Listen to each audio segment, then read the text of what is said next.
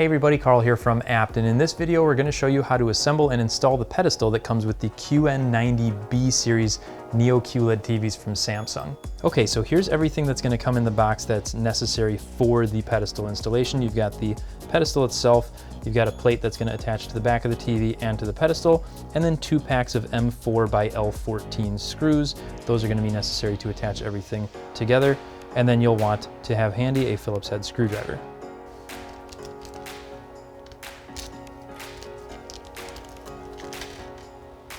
We're going to take the plate that attaches to both the pedestal foot and the back of the TV, and you're going to see 3 notches right here, and those are going to line up with these 3 holes.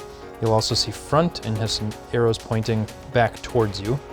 So you pop those in, set it down, and then all 4 of these screw holes here should line up. You should be able to look down and see directly into it.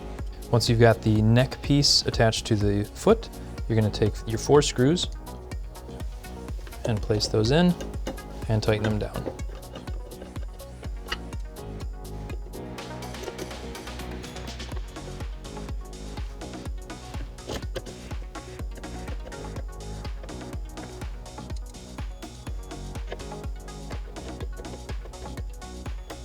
Once you have the main portion of the pedestal assembled and your screws tightened down, you're going to take this big piece and you're going to match these 2 tabs up with the 2 notches on the back of the television and slide that in until it locks into place.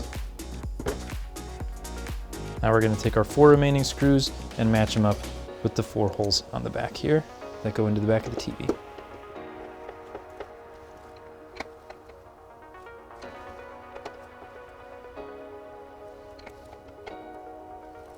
And there you have it. The pedestal is all set up. This is what it should look like when you're done putting it together properly.